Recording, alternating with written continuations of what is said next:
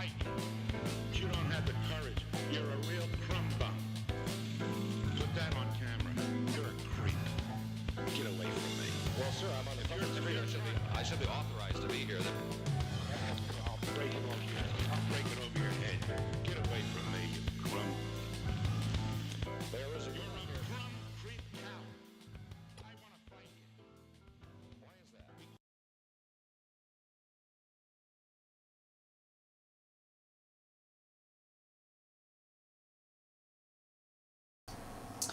Happy Friday, everybody. I hope everybody had a great week. We did. We had a really nice week here. Could be a little warmer, but you know, it's coming. It's on its way. The groundhog told us so. But it better hurry quickly because I can't take much more of this cold. If anybody out there is struggling, please reach out to us. Either give us a call at 267-737-8031, or if you have the ability to pop into the chat, you can always post your comment there, and we can share our experiences, our hope, always here listening.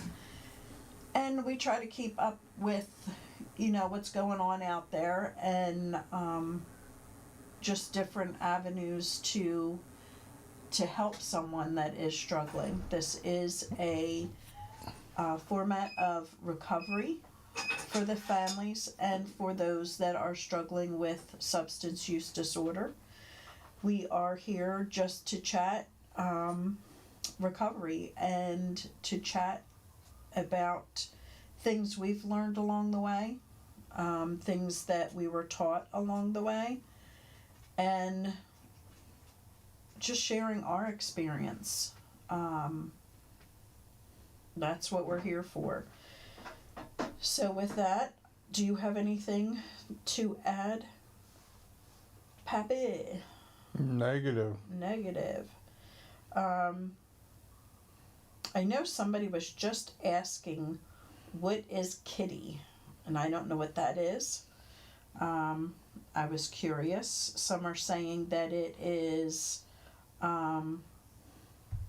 a tranquilizer. Some are saying that it's a like ecstasy. So not sure what it is, but there is a page I follow that people are saying it's ketamine or something like on that line. Not sure what it is, but if you know, then you can share that with me. Got a new supplement it's making. It's around here, putting people in the hospital. It's a gas station heroin. Has anybody heard of it? No, what is that? Jersey's having a big problem. It's what the hell? It's a supplement. What the heck's it called there? Tineptine. And it's giving people psychotic reactions and nausea and whatever, and putting them in the ER. It's the latest. Give them a couple brand names. See if we got pictures. And you can get it at... Oh yeah, it's all legal. It's through the loopholes. It's another Right. one of these whatchamacallit supplements, you know. Right. Neptune 6 is one of them. That was recalled. I think it was. Yeah, there's just so much going around. We can't even keep up with it. It's crazy. Gas station heroin alarms poison center officials in New Jersey and beyond. All these supplements, they take all these herbs and this and that, and It's all natural. yeah. It's all natural till they put their hands on it and mix it and all that other fun stuff. But gas station heroin, you'll be hearing a lot more about it on the news. Yeah. It was all the buzz today. So with that, I also am hoping that those out there, hey Dawn, hey Larry, if you have any knowledge of any events that are coming up, town hall meetings, or organizations are out there doing any kind of, Eric is in the house, any type of, like community information on substance use disorder, I would love you to share that with us. Pardon me. Because, you know, I'm not seeing a lot of things going on, and maybe because I'm in the East Coast, and it is freezing, so hopefully some things will be opening up, that will be bringing people together and helping with the education, because when we first were affected by this, it was a really good time for us because everybody was so outspoken and the anonymity was really going away. And you know, since COVID, things are starting to get back together, but it's getting back together very slowly. And you know, I would really like to know in the areas that you might be doing something out there to help those with just the education piece of for the community. I was very fortunate to be able to go through different avenues to find that help. And the thing is with that, really, if you're not involved in this, if it's not affecting you personally, you really don't think about it, and it's really not out there. You're not looking for it. And I'm just afraid that we're getting away from that, and it's going to start getting worse again because people are not speaking out about it, because you know, we're fighting amongst ourselves over this whole politic crap thing. So, if you are aware of things in your area, please reach out. So, and pop it in the comments if you have that, ability. That would be great. If you are out there and you are struggling and just need some, you know, help to get you through it, we're here, we're listening. Just want to talk about something that was brought up, and it's for really the families and those that just don't understand it. And I'll be the first to say that I was that person. I was the one that did not understand it. Just stop, you know, and you just don't realize the effect that substance use has on your brain, how it hijacks your brain. And I think it's just so important that we get out there and we get talking about it, because you have family members that are struggling, that are hurting so bad, and then you have family members or friends that you think you can talk to about it, and you find out real quick that you can't. And I'm seeing so much of it lately, that they're really struggling with that in their relationships outside of support groups. And I just heard of one the other day that the family and the friends are really angry that the person is not there for their loved one. And that's because the family and the friends, they're not going through this, that it's not physically or emotionally affecting them. It is something that is affecting her or him or the immediate family. And when they're reaching out just for some kind of support because they're about to go mad, these families and friends, they don't realize that they've been put through so much, whether it is verbal abuse, whether it is physical abuse, whether they have been lied to over and over again. They've lost sentimental items that were stolen and sold. They keep that aside. They don't actually come out and tell them that that's what they've been going through for so long. And that's where the problem comes in. You're not talking about it. But where do you go? Where do you get that help? And somebody voiced, you know what?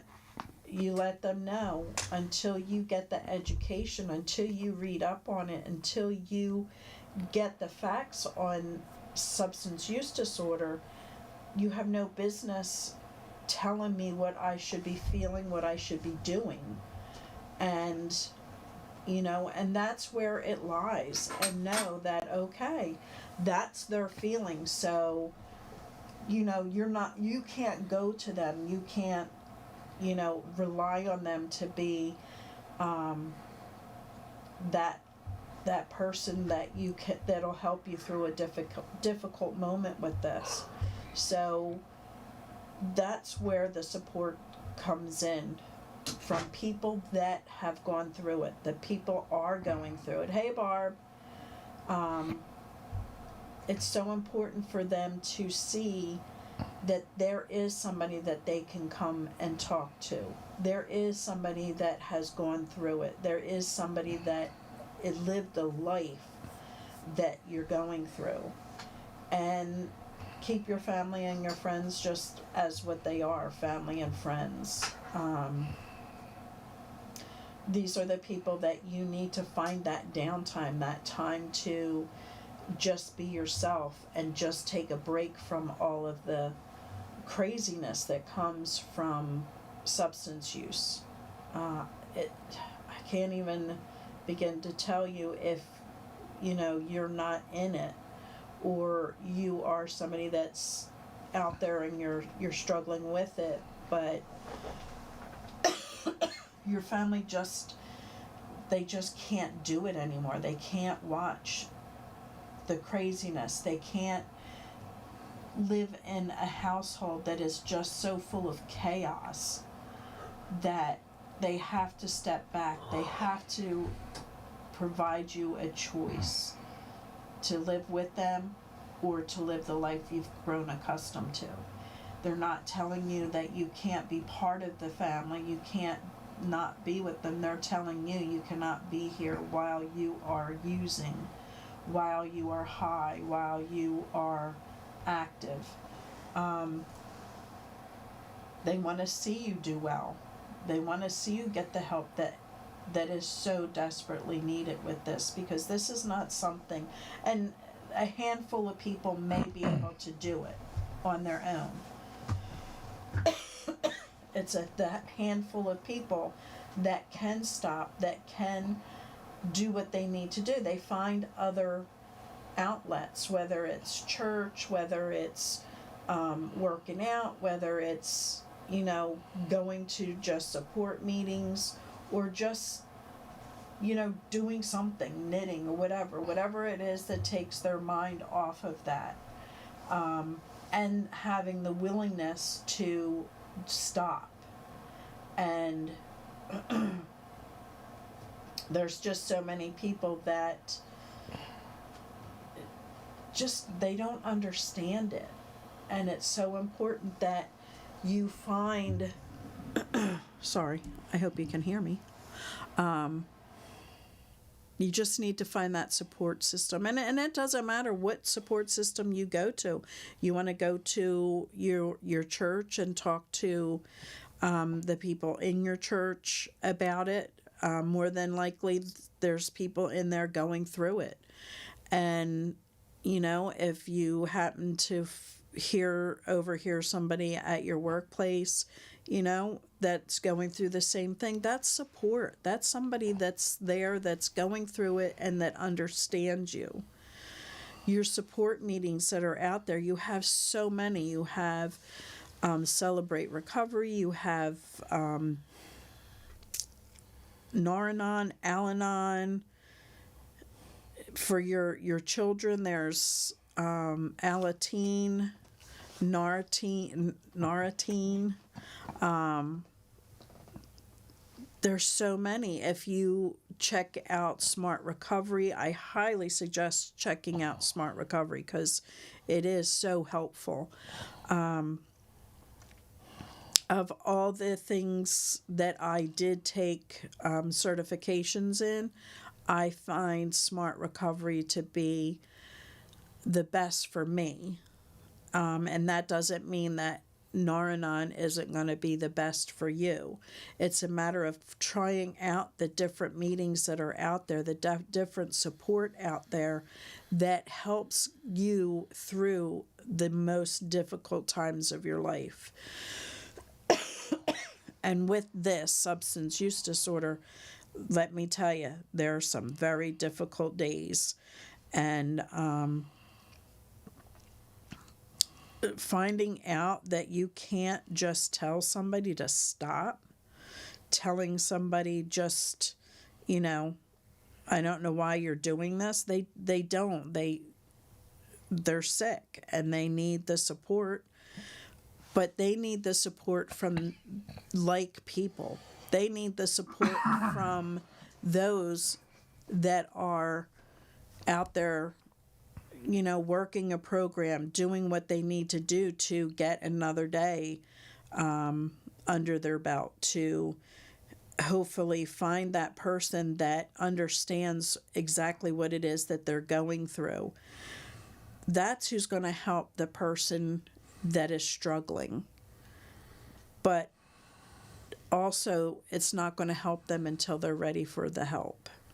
And that is the hardest part for the family members to understand. We can't just stop. We just can't stop trying to help our loved ones.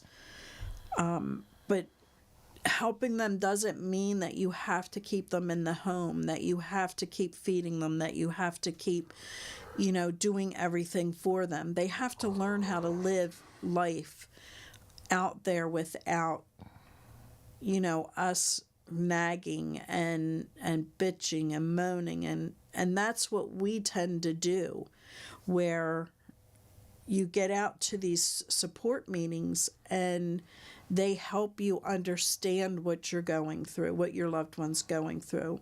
They help you understand why we have to, as family members, have to do what we need to do. I know how hard it was for me to even get started going to the support meetings, but I knew I had to do something. They were going to tell me how to fix my loved one. And that's why I started going. And little did I know that these meetings are there for me to help me fix myself, to help me stay strong and learn how to live and deal with my loved one's substance use.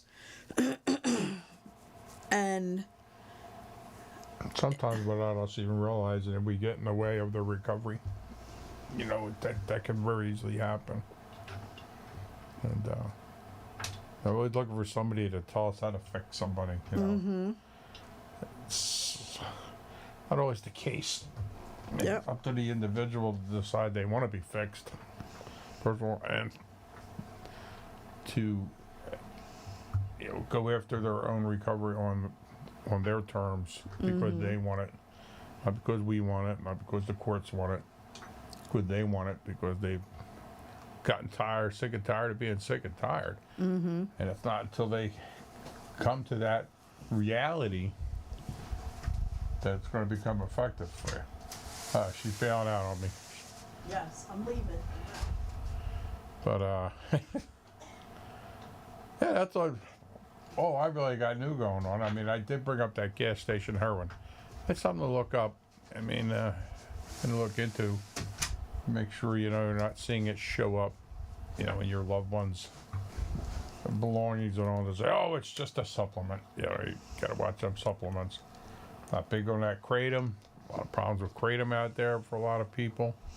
A lot of these additives, and I mean, too much caffeine, all these caffeinated drinks and these caffeinated elixirs.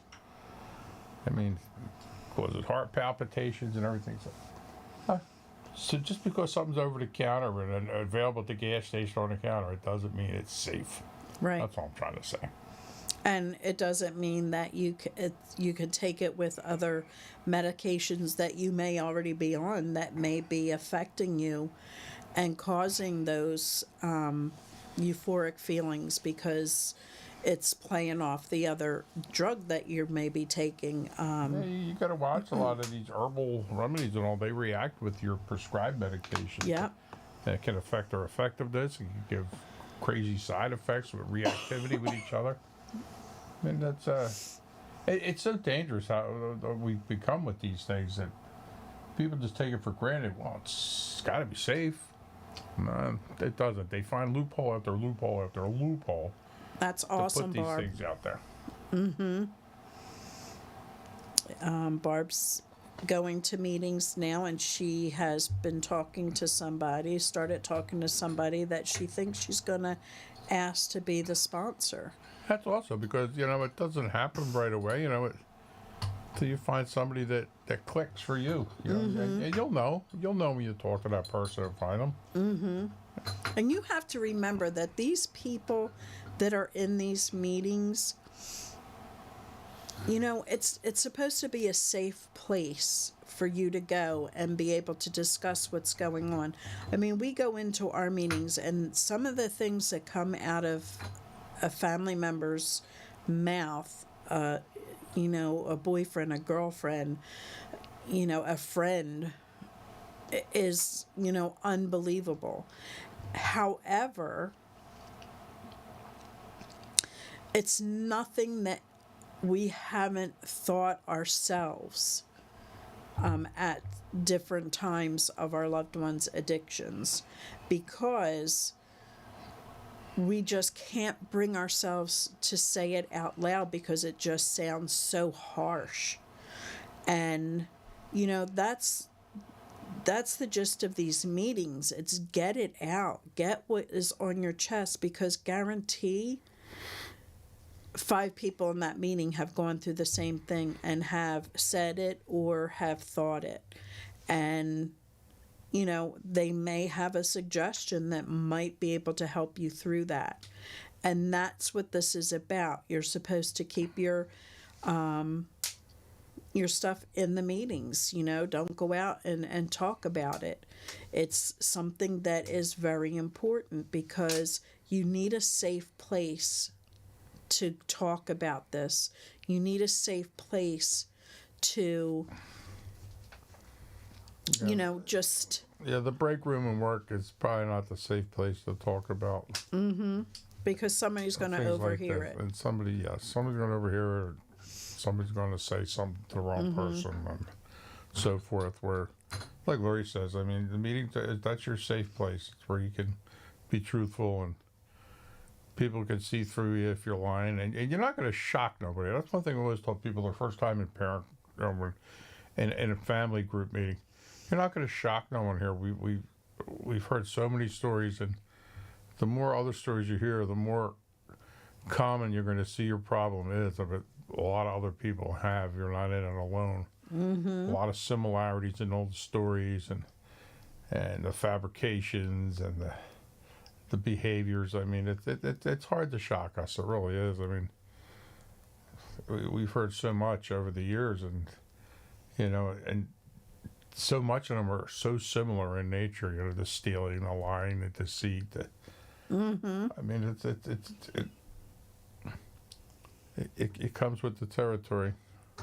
Yeah. And you're ashamed to talk about it for you don't want people to look at you in a different light. Where when you're in a room like that, I mean, people are looking at you in a different light. People are relating to your story.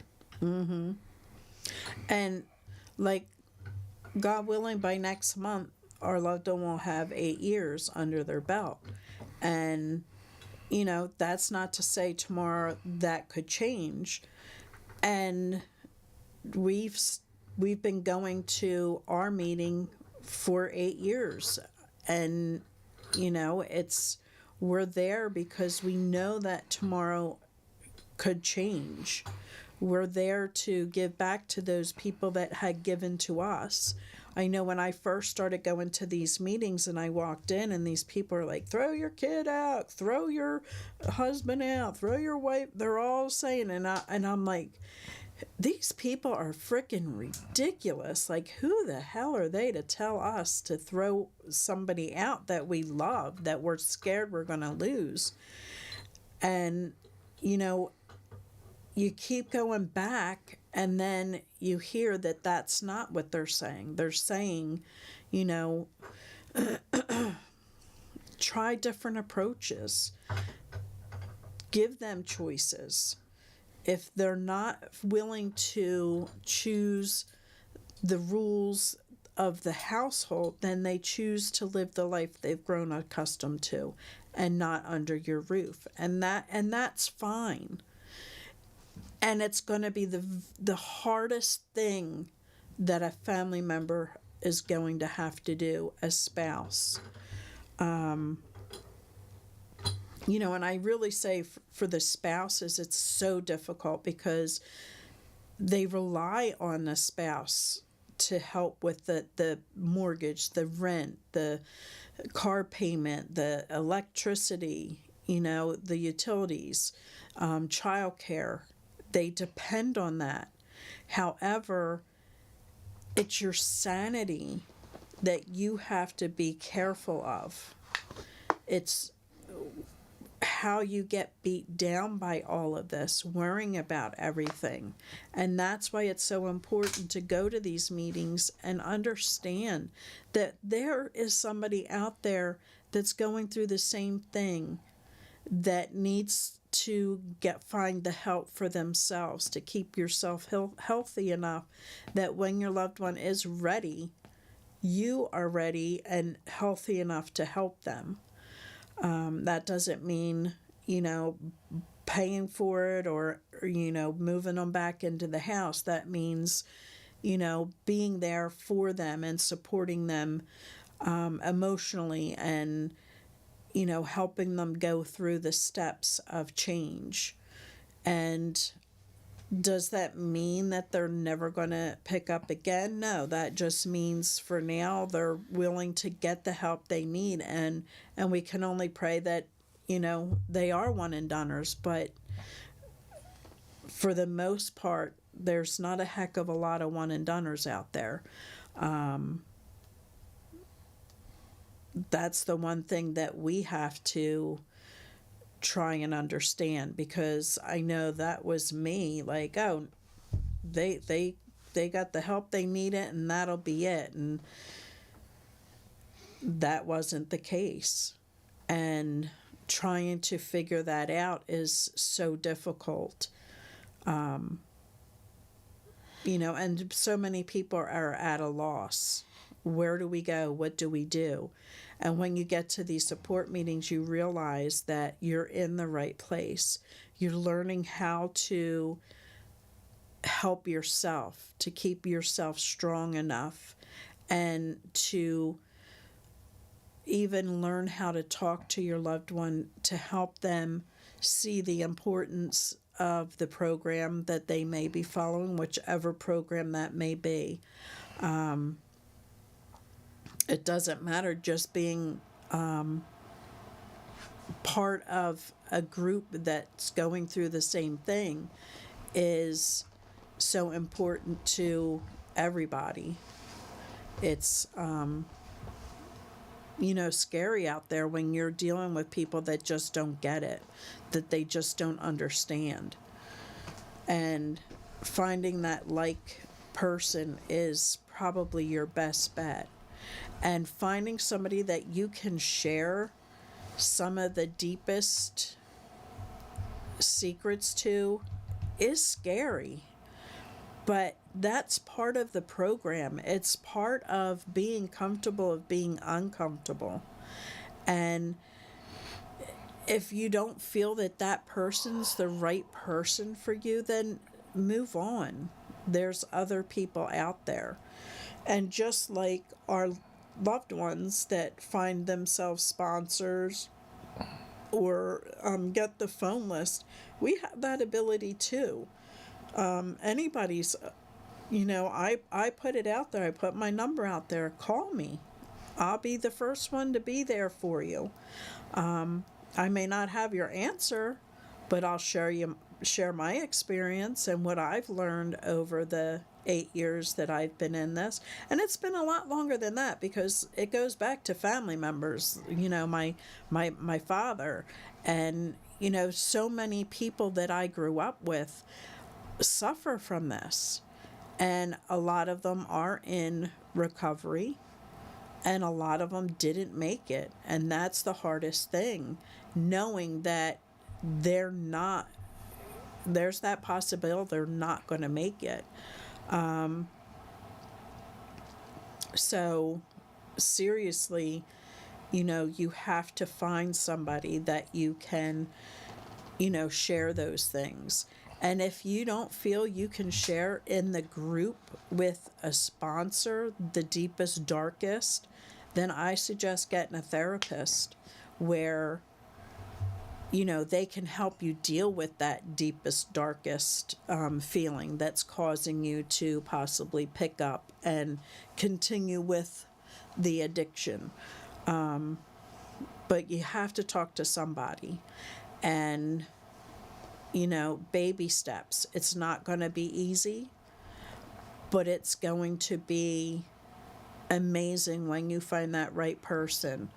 And you can be with that person for years. Or you can figure we're just not clicking and, go with somebody else. And that's absolutely fine. And the more you talk about what is, causing the problems that keeps you going back, that's when you get that information. That's when you get that suggestion of that person. That didn't work for you, so try the other suggestion. That's what's important, is to keep trying until you get it. Because this is a disease that can, end your life. And and a sponsor is somebody who understands your plight and can call you on your things too. Whereas friends tend to coddle you and tell you everything's great, or family like, oh, it'll get better. It doesn't unless you address it. Yep. But, a sponsor's going to tell you the truth. You know what I mean? Whereas friends and family members, they're walking on eggshells. They don't want to upset you. They know you're upset enough, so they tend to tell you what you want to hear as opposed to what you need to hear. Because you want to hear somebody say, what caused you to pick up? What were you doing at the time that you didn't feel you could go to a meeting or pick up the phone and talk to me? What do you want to do with that now? Why did you? How did you? Where were you? And they say a lot of times, if you're relapsing because you got out of treatment and you're going back to work or school or what have you, and you keep going the same direction that you did during your use, and you keep passing that liquor store, you keep passing that place where you bought your substances, it's going to be pretty quick that you're going to hit that relapse, because it's there, it's right in front of you. So take a different road, take a different route to wherever you're going. Changing things up is so important with recovery. It's, so true when we say people, places, and things. That's... and it's amazing, like people that been clean for years and years and years, or people that have been incarcerated for years and years and years, and they're clean, because, and man, they get out and like within a week, they're right back in the same boat they were in before they went. That doesn't take long. I mean, it's like, Lord, it's people, places, and things. And man, it's like your mind just goes off to the races, and you just lose all sense of what's right. And it's just the overwhelming urge to go back to your, your habitual, behavior. It is. And I was just saying last week, I'm watching this one movie it's a mini series on Netflix, and all they do is smoke and smoke and smoke. And it's been 23 years since I smoked. And so that's all I wanted last week was a cigarette. I was just like, I just want a cigarette. And I'm like, but why am I wanting the cigarette? And then it clicked on me, like, probably because you're watching this stinking series, and that's all of them do. And When you said you were watching smokers, I thought something else. not that kind of a Now it smoker. all makes sense. She was watching smokers and she needed a cigarette. What's I supposed to think? But that's the thing, like, certain things can take you back to that mindset and make you want to do what you have worked so hard to stop. So I find that to be so true. Sorry, my sinuses are just killing me, so. The triggers can set off anything. For a family member, it could set off, okay, this is what they were doing when I found out that they were high. This is, there's the trigger for the family members. Now they're on, high alert, and they may not be doing anything, but just because they're doing what they're doing brings you back to that mindset. And now you're, watching the eyes, and you're watching what they're doing. You're watching, everything that's going on. And it just takes you right back to that place. And that's why it's so important to stay connected into the recovery world, so that we keep you grounded. And I just started watching some, like a type of series on YouTube. It's called Addiction Neuroscience 101.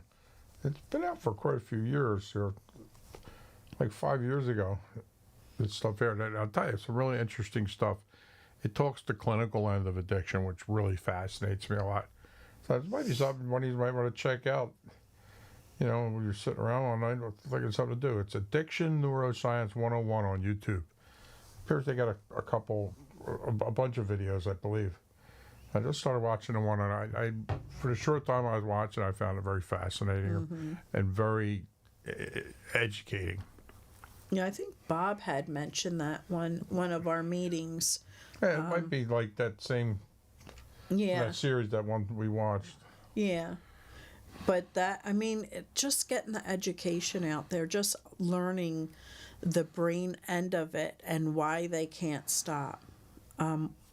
It's not that they don't want to stop. They do. They don't want to live that life. Nobody wants to live, living in couch surfing or abandoned buildings or on the street in a cardboard box. Like, nobody wants to live like that. Nobody wakes up and says, that's the way I want to live. But that's where the addiction can take you. And for the family members, knowing that would be the outcome of saying you have two choices.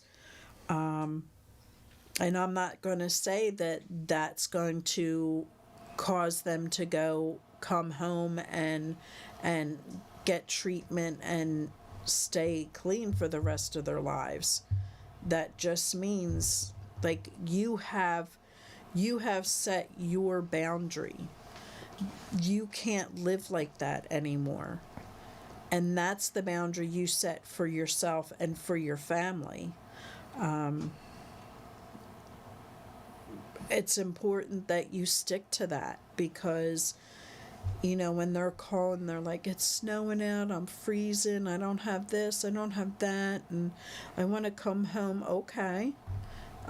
Sign into treatment, and, once you get through the 28 days, we'll cross that bridge when we get there. We'll revisit, our options from there. Don't feed into the I'm cold, families like I'll wait till the summer when it's warm out.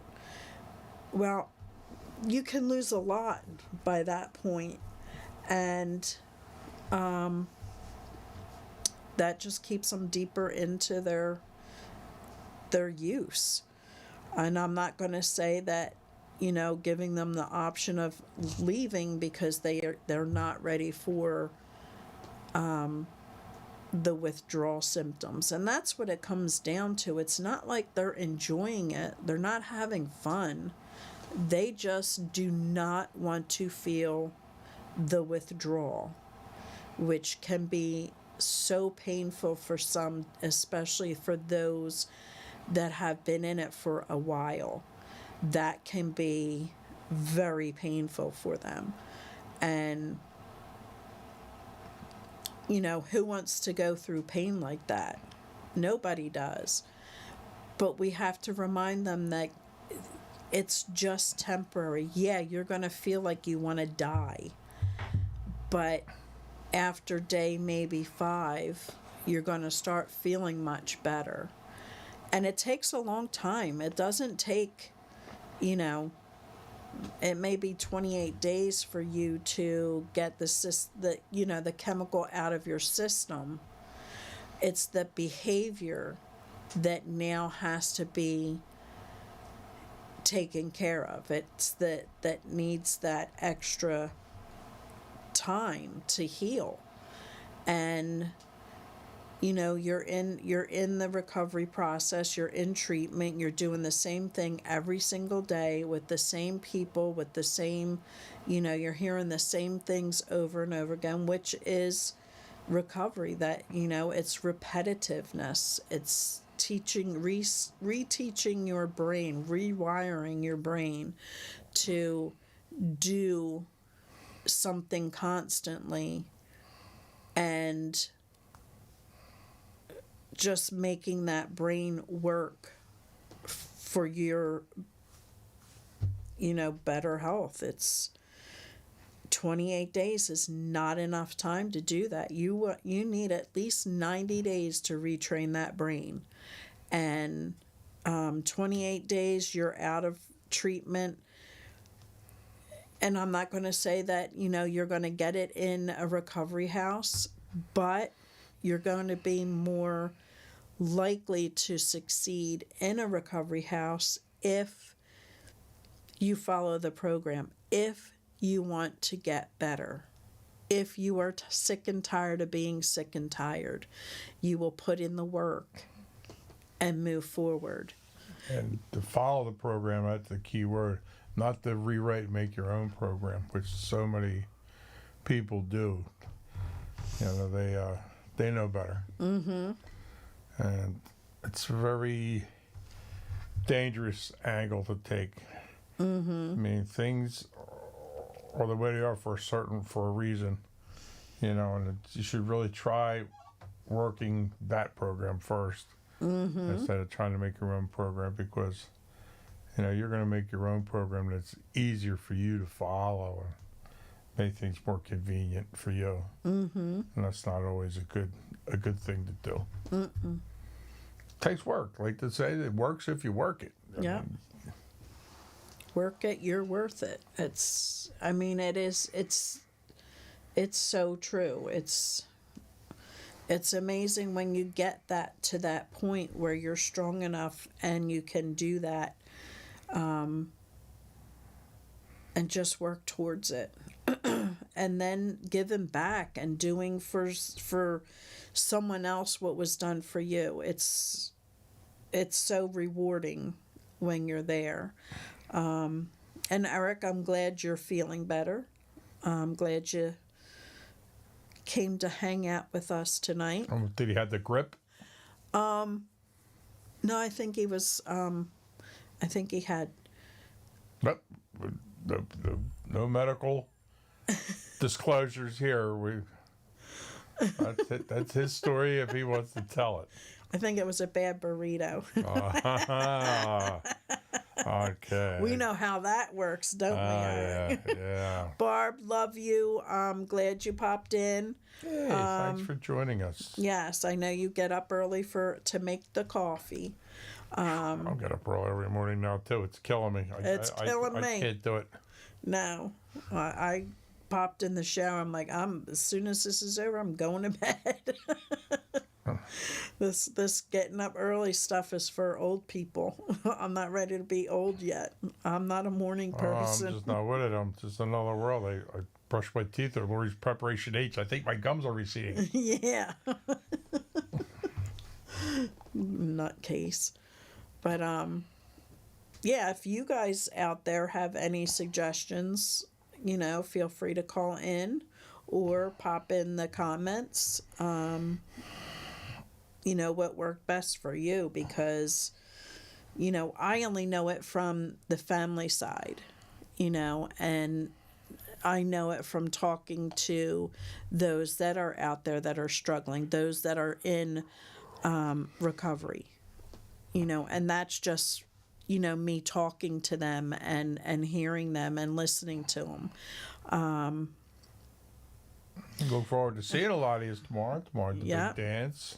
Yes. I know a lot of you out there in the background. We'll see you tomorrow. 60 years old. I'm not old yet. I'm not in the morning years yet.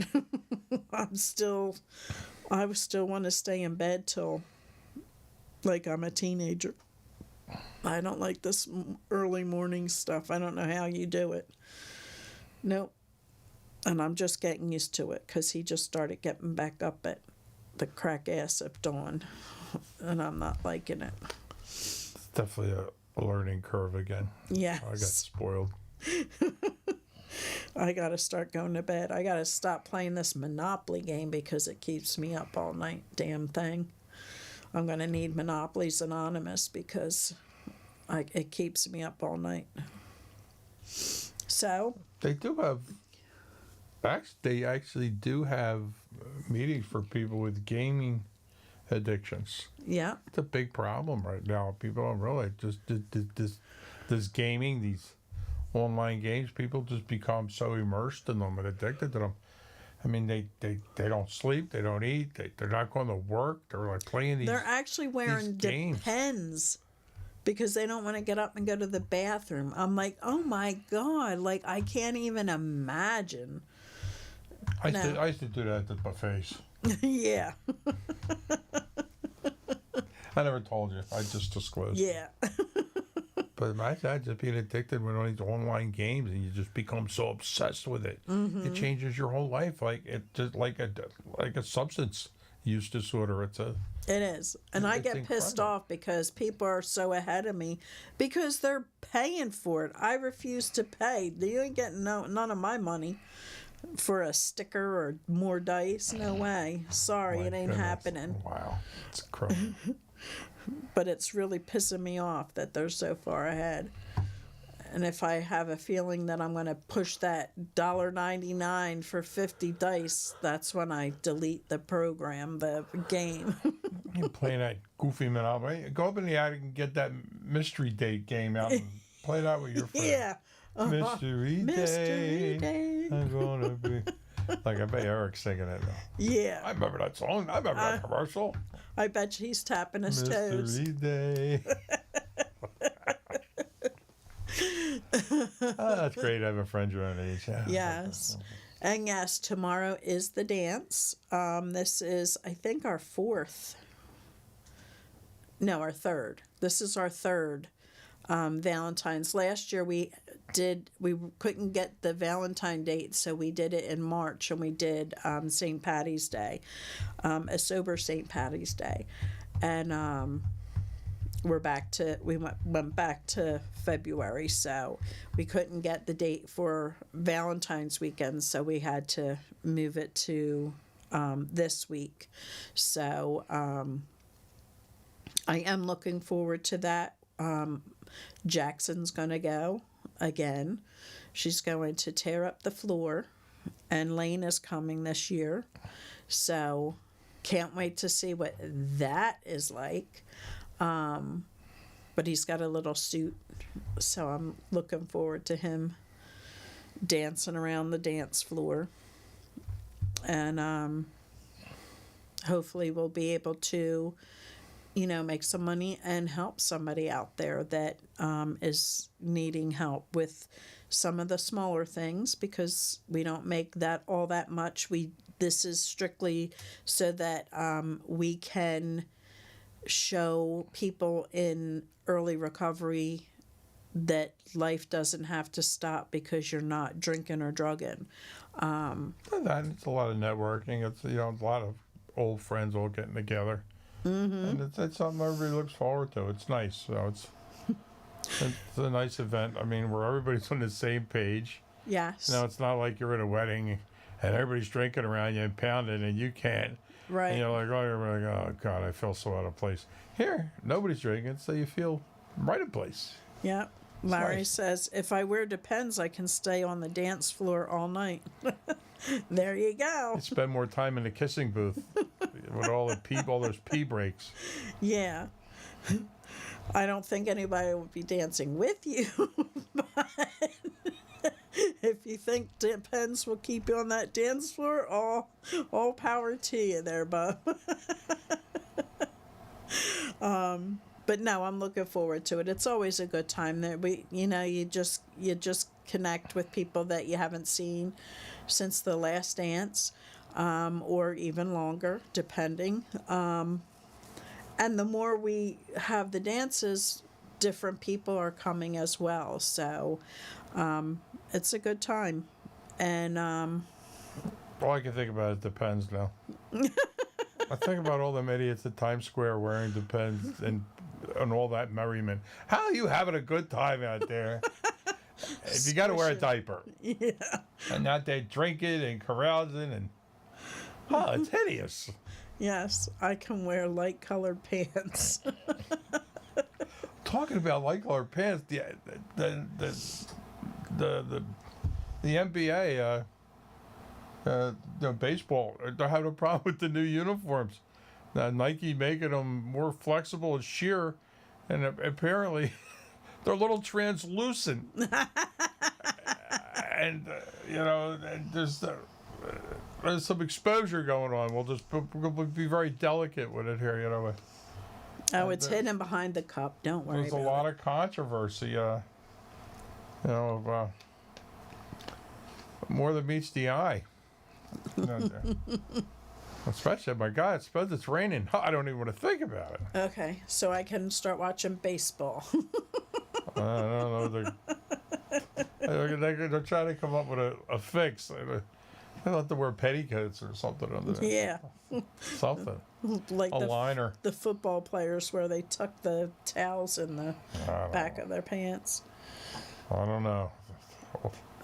Everybody's got their problems, even the NBA. Yes.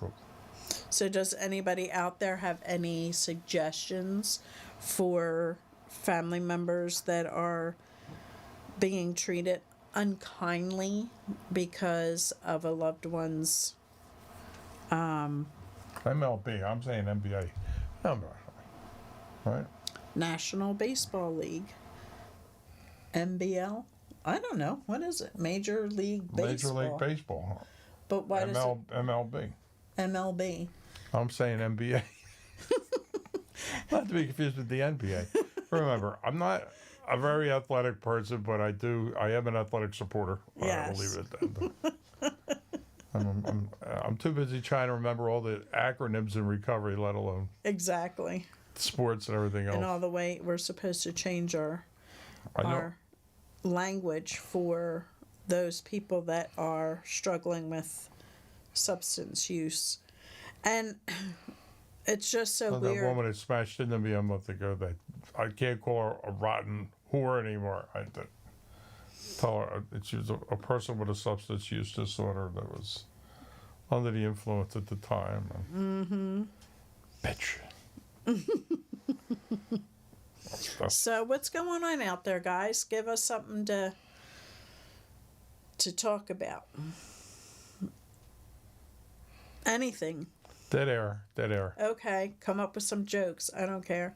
But no, if you have something, hey Stacy, if you have some, you know, some suggestions for somebody out there. You know, it's so hard when you just don't know where to turn, because this is such a touchy subject to share with people. But I do know, like, I'll be wearing something recovery, like a shirt, or have a cup with me or something, and someone will like, oh, how long do you have? And I just say, you know, I tell them 8 years, but it's because of a loved one that, you know, I celebrate it. And it just opens up so much topic for the people that are in it. And like I said, when you're in it, you find out all of these things. Before I knew that my loved one had a problem, I would have never...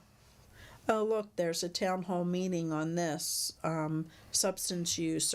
You know, I would never step foot in there because, you know, I wasn't affected anymore by it.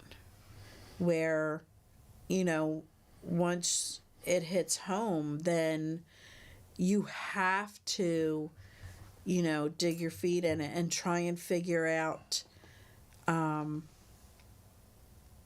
how you can help them. In turn, you find out that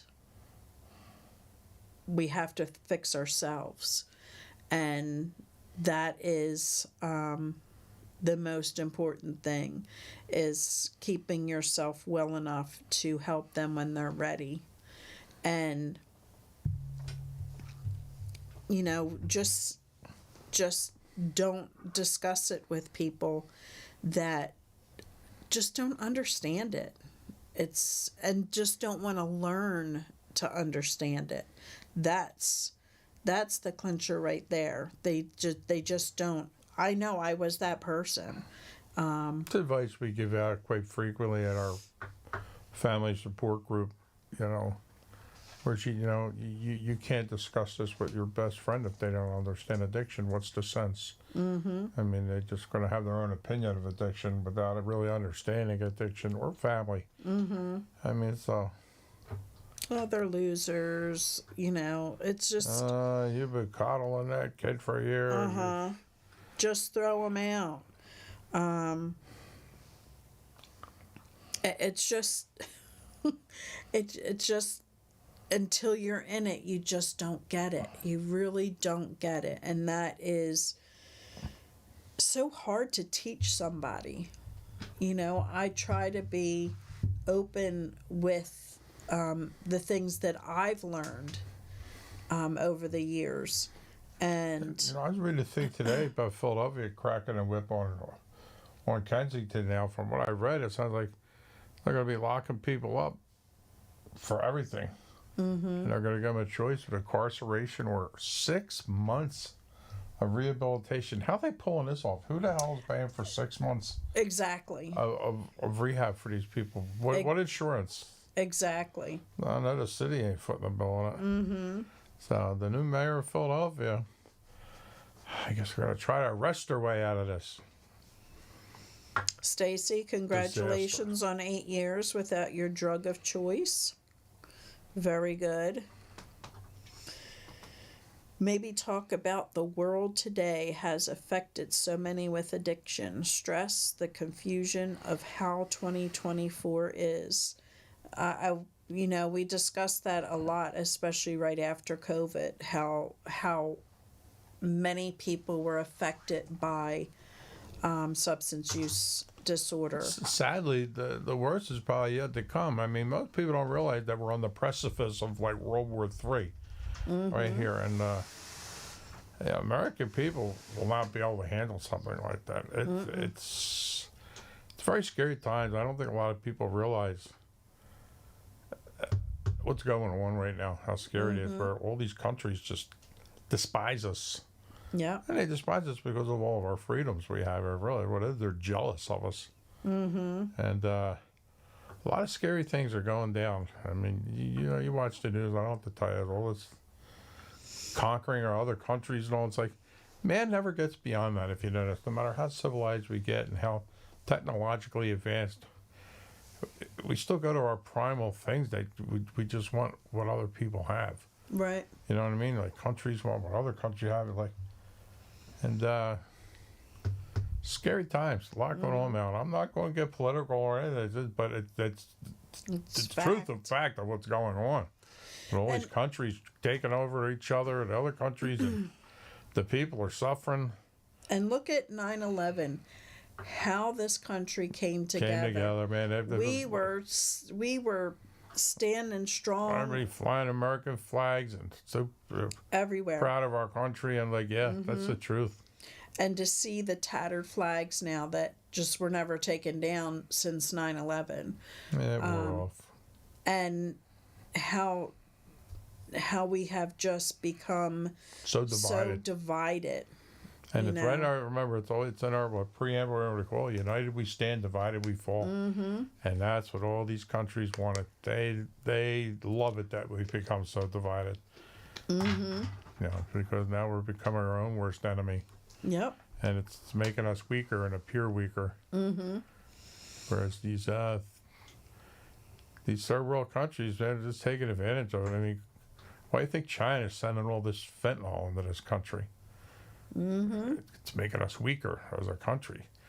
I mean, it's addiction's running rampant. We got so many people either addicted to it or dying from it. It's they get the patience. They're just waiting. We're just we're our own worst enemy sometimes. And I'm just curious to see what they're going to do with the recovery process. You know, arrest and put them into treatment. You know, there's many beds out there. It's just It's everybody. It's a scourge. It's spreading so rampantly. I mean, San Francisco used to be a beautiful town. I mean, San Francisco. I was hearing people talk about it the other day. It's a shit show. Out there, it's like everything's just falling apart. You know, it's making us weaker as a country. And I believe it's all planned. I believe that whole virus thing was planned. Look how divided the virus caused us to be. Yeah. I mean, the people with the vax and the no vax and getting fired people because they're not wearing a mask. It just created so much chaos and so much more division. On top of the whole political end of all the division. It's division of division. It's like we're becoming so ununified as a country. Yes, they do, Larry. And the whole drug trade is just another part of it. And it's sad. It's, you know, there's, I don't know. I look at, you know, back in my day as a kid growing up, you didn't see all of this autism and you know, mental illness, because when you had something going on like that, they were in, you know, a hospital. They weren't living out amongst everybody else. They were in some sort of mental hospital because they didn't know how to deal with it. So they medicated.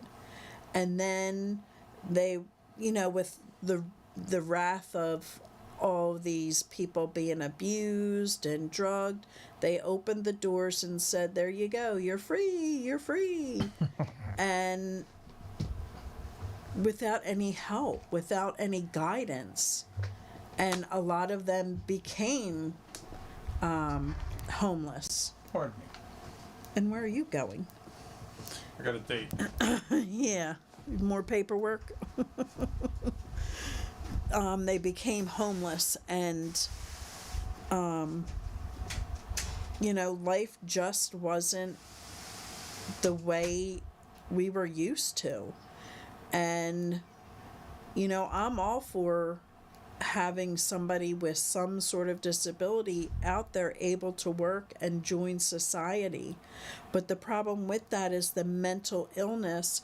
If they're not keeping their person medicated by a doctor, and they don't like the way they feel when they're taking this medication,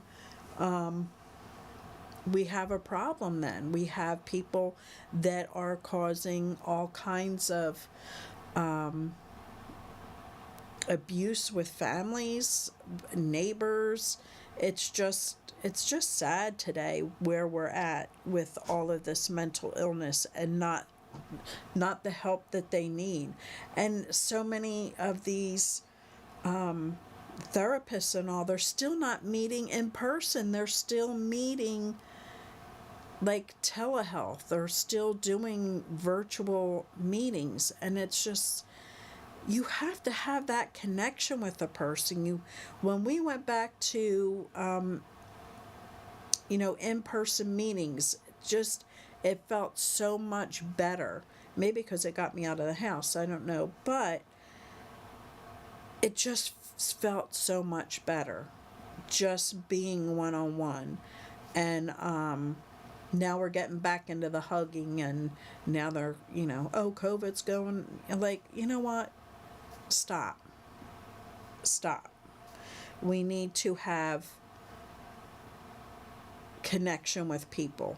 That's what is needed. And you're right, there's so much depression, there's so much anxiety. I look at, when I was working in the schools, I look at the children that were affected most by this, because gosh forbid you got too close for them, they would just go into a panic. And how can you help somebody that is so panicked by you?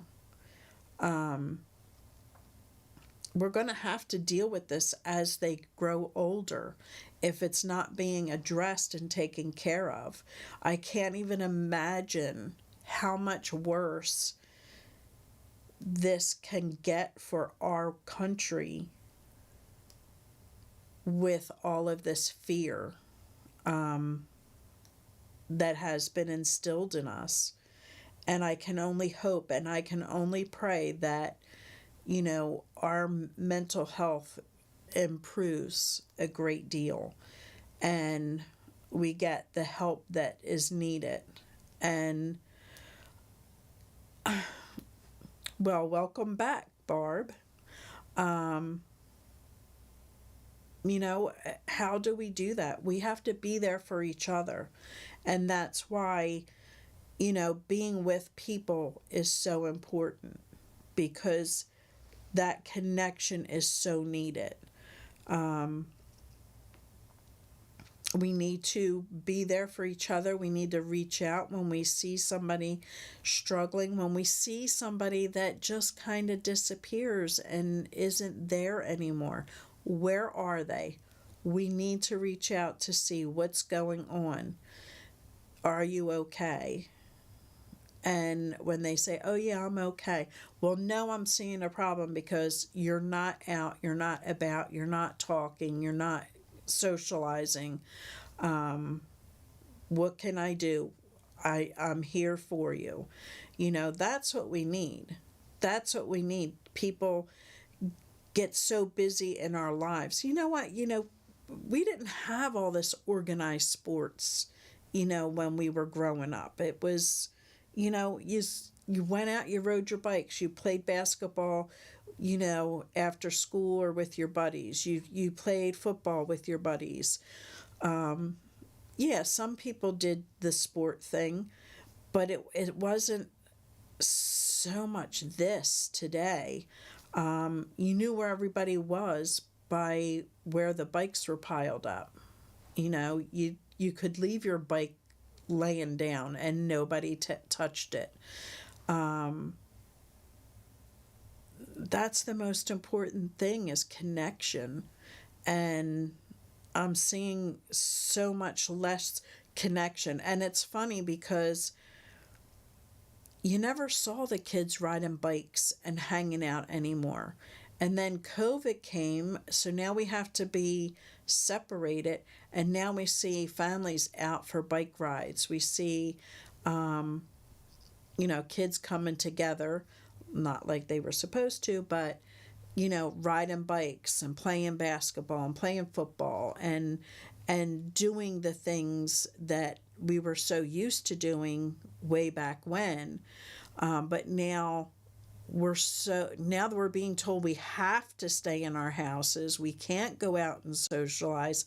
Now you're being put in a cage, and you have to have that. You have to have that connection with people. It's so important. The depression sets in. Then we get so used to being isolated. Then we get out, and now we're not comfortable being out anymore, so we go back in. And I'm seeing so much of this. So many companies now have pulled their employees out of buildings, and they're working from home, causing a lot of other issues. The alcoholism has gotten so high since COVID because they were stuck at home, and the bars weren't open. You weren't allowed, you couldn't go bowling, you couldn't go play golf, you couldn't do any of that. And if they are people that can drink socially without having a problem, now you have somebody that's sitting at home working behind a computer, and there you go, here it comes. That one drink starts to become, a six-pack or what have you.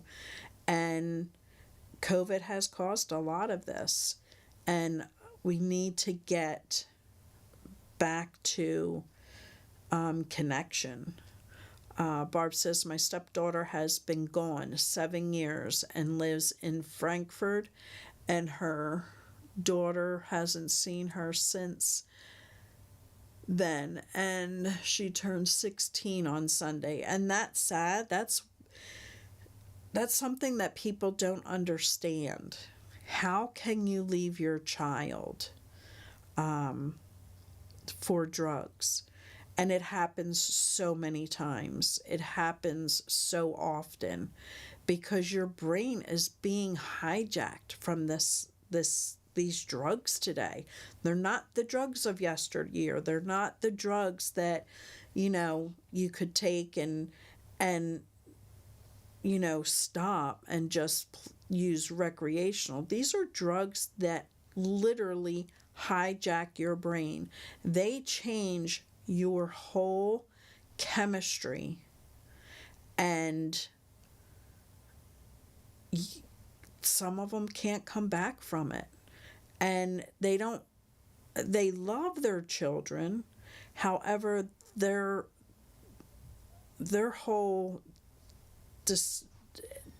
chemical just shuts them off from feelings.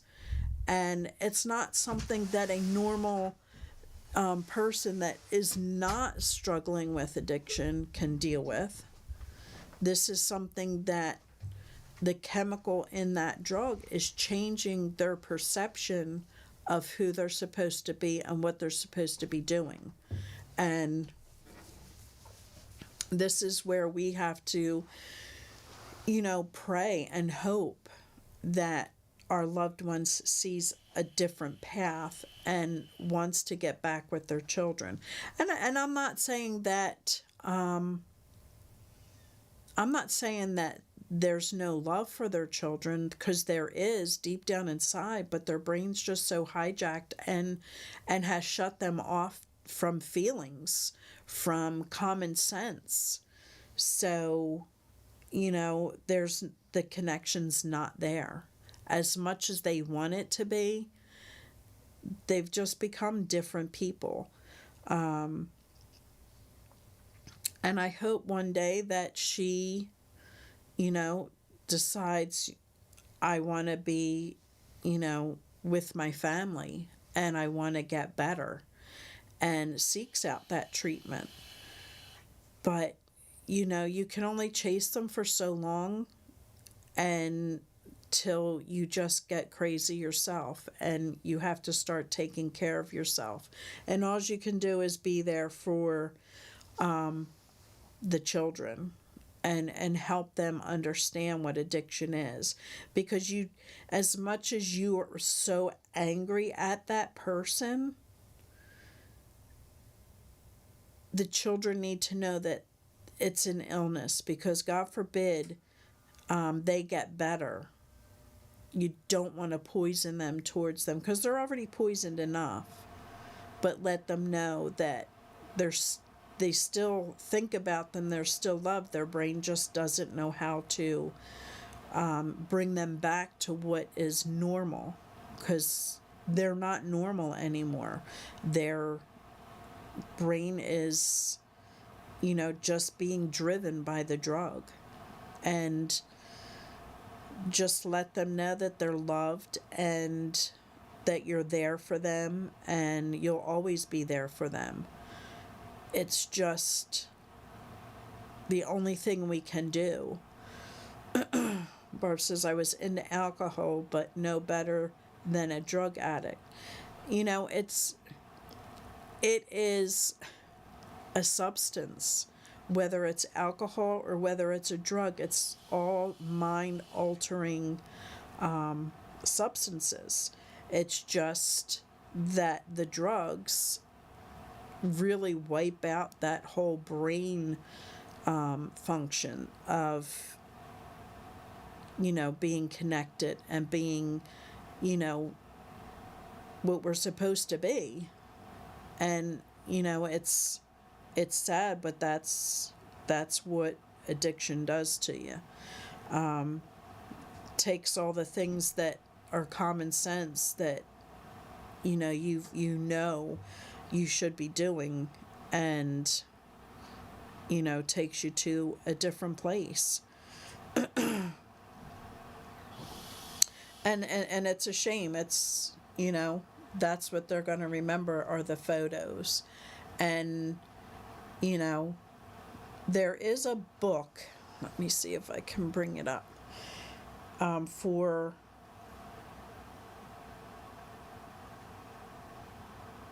people that have children of addicted parents. Let me see if I can find it for you.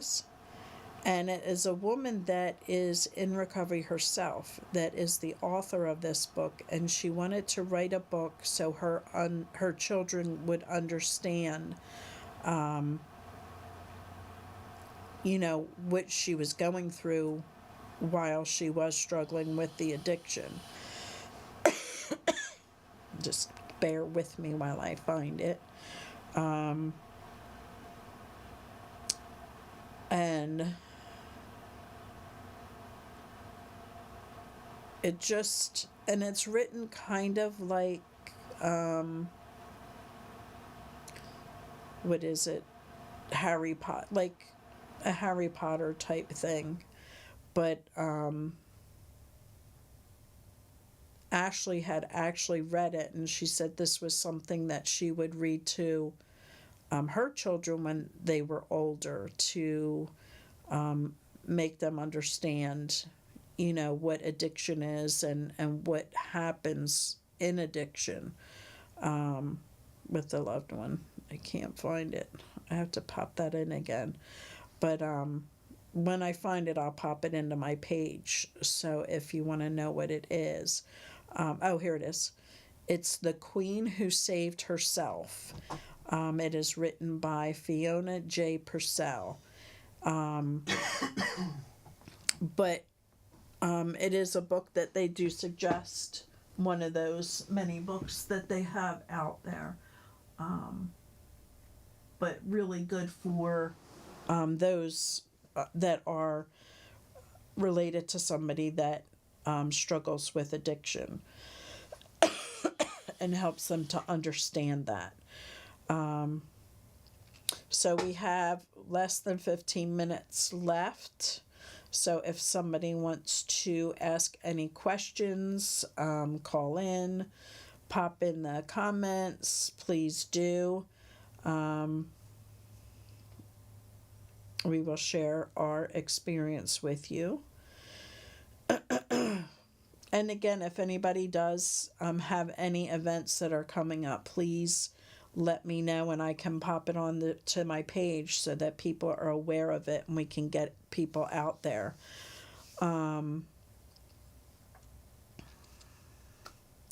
So anybody? I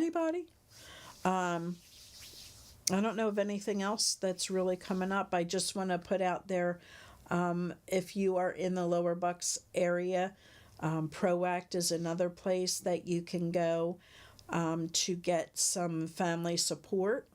It also is a recovery community center, and you can go in, they can go in there and use the computers to help them find a job. They can go in there for meetings, they can go in there for special events, and also they have different activities. They I don't know if they still have yoga, but they have a lot of different programs to help people that are in early recovery that can help them move forward in their recovery.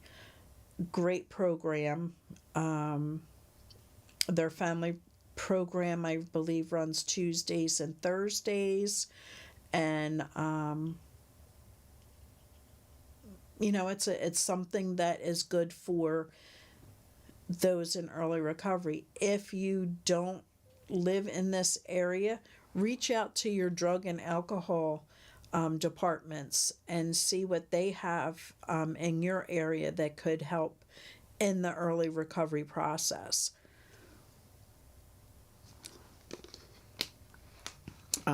Check out your rehabs in the area, see what they have available, what they know in the areas that you live that could point you into a direction of an organization that may hold support meetings, an organization that holds events or what have you. And yes, they have the drum circle too. A lot of them are very much into the drum circle. I can't, but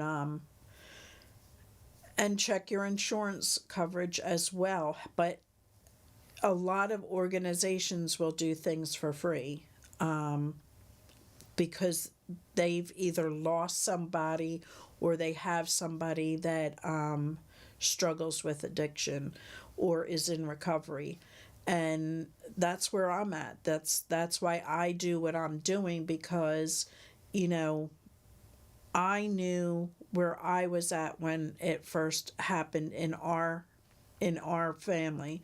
Where do I go? How do I do this? There wasn't a lot out there. And trying to get people to understand that they need to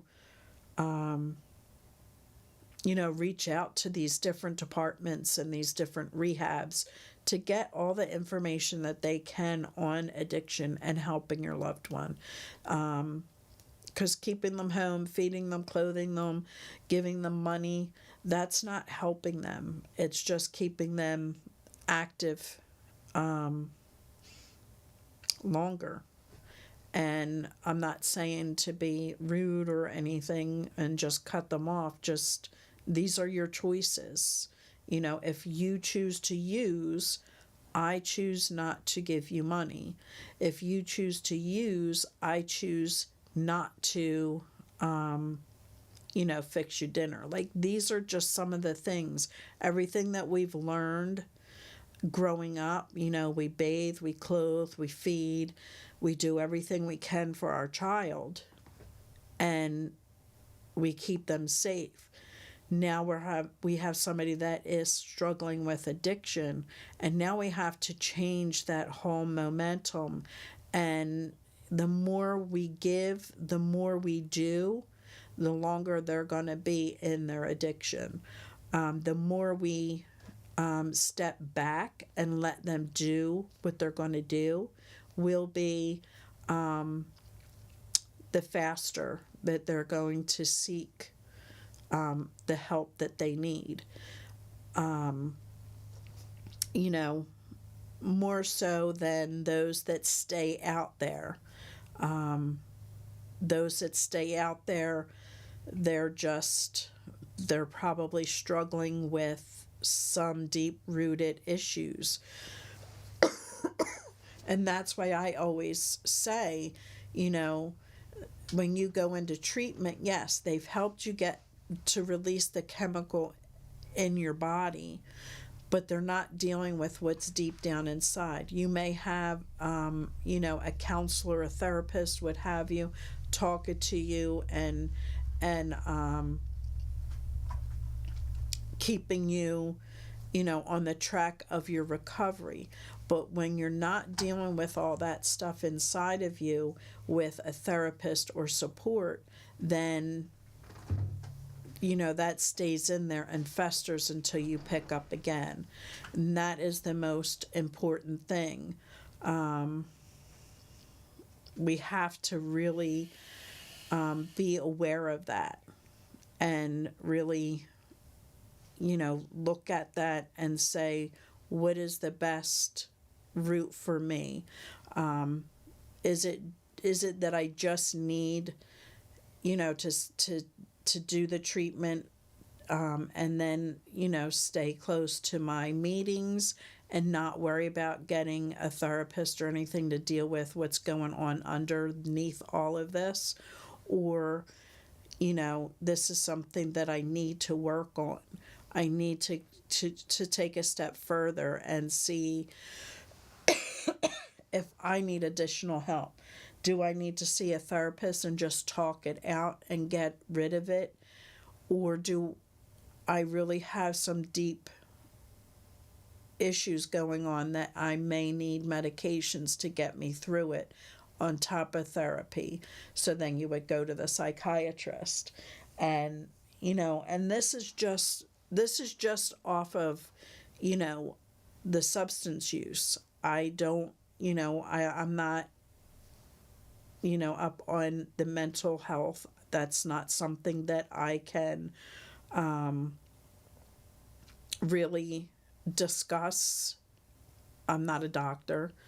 And, you know, I just know that a lot of people that are struggling with substance use have some deep issues going on. It may be abuse from growing up. It may be things that they saw while they were out there using. It may have been something that happened to them while they were out there using. That is what's important. A drum circle is a bunch of instruments that people just sit around and somebody starts a beat and then it all goes around and I can't do it. I just can't. But a lot of people find that is something that really helps them and relaxes them, and they just get into it. I went to rehab and I talked to a guy on the phone, a recruiter, but he so-called ran my insurance, but I was out of network and they say I owe $30,000. And that's an important thing to know. As far as insurances go, if you call a doctor or someone and you say, do you take insurance? Do you take my insurance? They take pretty much any insurance. It's a matter, do you participate in my insurance? And that is the difference.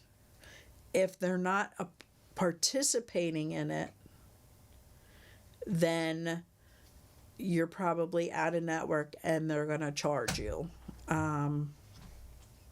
If you're in network, they can only charge, whatever that particular payment is. And work out a payment plan. Here's $5 for the rest of my life. It's something that you're giving them. That's why it's very important to make sure you are checking and calling the number on the back of your card to make sure it's somewhere that you can, that takes your insurance and only charges in network prices. But yeah, fight it. That's all you can do is fight it. You just don't want it to go against you. So it is 10:29, guys, and we will be back here next Friday, 9 to 10:30. If you have any suggestions on topics or you need to talk to me while we're not doing the show, give me a call at 267-737-8031. Please text me as well. If I'm unavailable, I will get back to you as soon as possible. And I'll let you know about the dance. And if you need me, you know where I am. So everybody have a great week. See you tomorrow, Lar and Eric. Hopefully one day you can get out here and you can pop in on the show. And with that being said, everybody have a great night. Have a great week. We will see you next week here from 9 to 10:30. Peace out, everybody.